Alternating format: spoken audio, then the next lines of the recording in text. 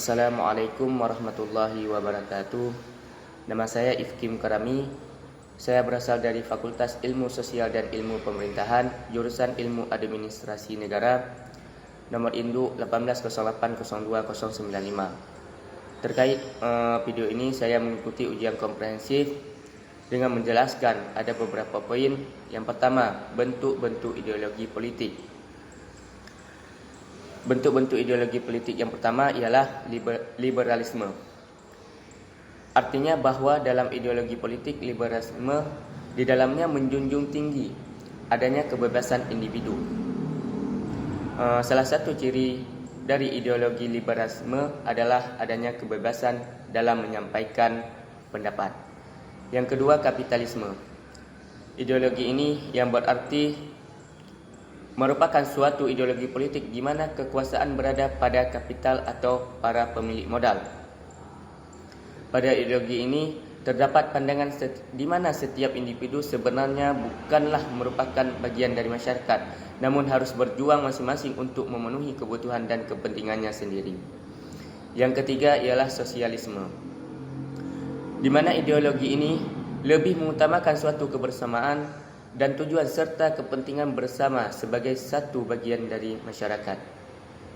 Yang keempat, konservatisme, di mana ideologi ini merupakan suatu ideologi atau paham filsafat yang mendukung akan adanya nilai-nilai tradisional. Yang kelima, Marxisme, di mana ideologi ini berdasar pada pemahaman bahwa setiap manusia atau individu itu sama dan tidak terbagi atas kasta-kasta, sehingga semua individu harus mendapat kehidupan maupun hasil yang sama pula, baik yang berkaitan dengan sistem ekonomi, sistem sosial maupun juga sistem politik suatu negara.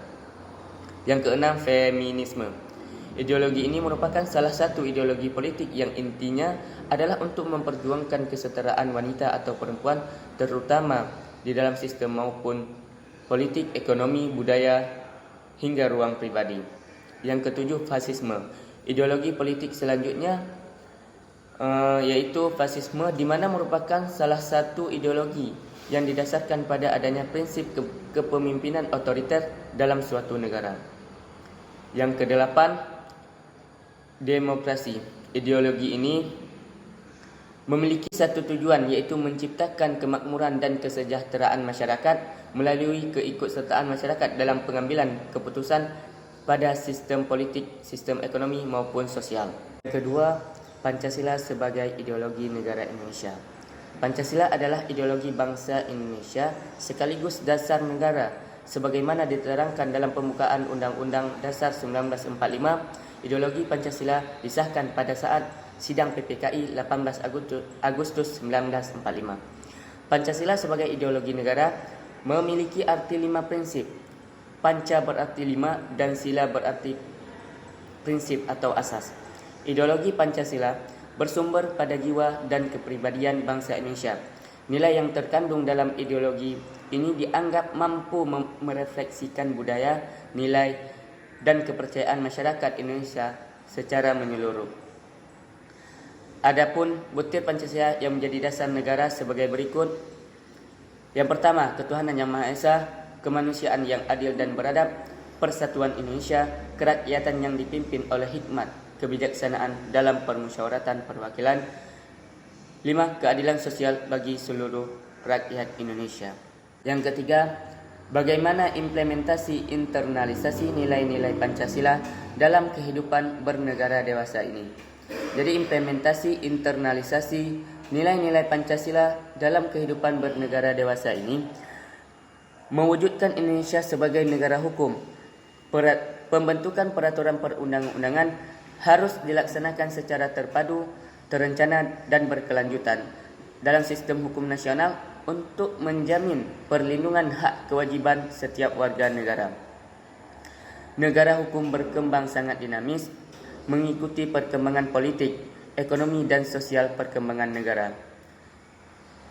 Jadi, pengembangan negara hukum Indonesia pada masa yang akan datang adalah negara hukum yang sesuai dengan nilai-nilai Pancasila yang diterapkan untuk dewasa Ini nilai-nilai tersebut antara lain ketuhanan yang Maha Esa, keserasian hubungan antara pemerintah dan rakyat berdasarkan asas kerukunan, hubungan fungsional yang proporsional antara kekuasaan negara, prinsip musyawarah mufakat dan peradilan menjadi sarana mewujudkan keseimbangan antara hak dan kewajiban. Jadi akan adanya internalisasi nilai Pancasila dalam kehidupan bernegara dewasa ini. Yang keempat, bagaimana seharusnya peran mahasiswa sebagai penerus bangsa dalam menjaga dan mengamalkan nilai-nilai Pancasila dalam kehidupan bernegara. Seperti yang kita ketahui, nilai-nilai pada Pancasila dapat menjadi sebuah landasan dalam melakukan suatu tindakan. Nilai-nilai tersebut harus dilakukan salah satunya oleh para mahasiswa. Mengapa demikian? Karena mahasiswa memiliki peran yang salah satunya yaitu menjaga nilai-nilai Pancasila. Mahasiswa juga berperan dalam mengamalkan Pancasila. Oleh karena itu, sebagai mahasiswa harus bertanggung jawab dalam membanggakan lingkungan agar masyarakat tidak memandang sebelah mata bahwa mahasiswa itu hanya bisa demo, tawuran, kritis dan sebagainya yang tidak berpotensi untuk membangun sebuah negara. Yang diharapkan mahasiswa dapat mengamalkan Pancasila yang telah menjadi pedoman hidup bangsa Indonesia dan meluruskan kembali apa yang telah menyimpang dari Pancasila.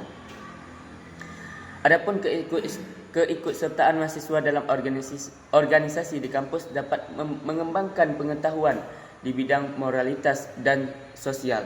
Mahasiswa yang kritis terhadap suatu permasalahan akan menciptakan ide dan gagasan baru yang positif, mengembangkan perbuatan yang luhur yang mencerminkan sikap kekeluargaan dan gotong royong, mengembangkan sikap adil terhadap sesama, menjaga keseimbangan antar hak dan kewajiban, menghormati hak orang lain, suka memberi pertolongan kepada orang lain, bekerja keras, menghargai hasil karya orang lain yang bermanfaat untuk kesejahteraan bersama, dan melakukan kegiatan dalam rangka mewujudkan kemajuan yang merata dan berkeadilan sosial.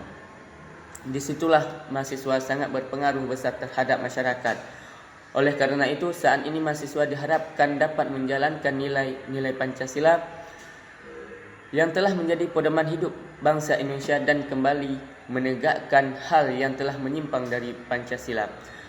Adapun untuk berperan aktif dalam mengamalkan nilai-nilai Pancasila sebagai ideologi bangsa, mahasiswa harus terlebih dahulu dapat menerapkan nilai Pancasila dalam kehidupan bermasyarakat dan akademik. Oleh karena itu, peran mahasiswa yang harus dilakukan dalam upaya mengamalkan nilai-nilai Pancasila termasuk sila kelima, yaitu agar bisa membuat wadah untuk para pemuda generasi bangsa seperti halnya forum diskusi bebas untuk mengumpulkan setiap gagasan-gagasan, ide-ide, gerakan-gerakan para pemuda agar lebih bijaksana dalam mengamalkan isi dari Pancasila.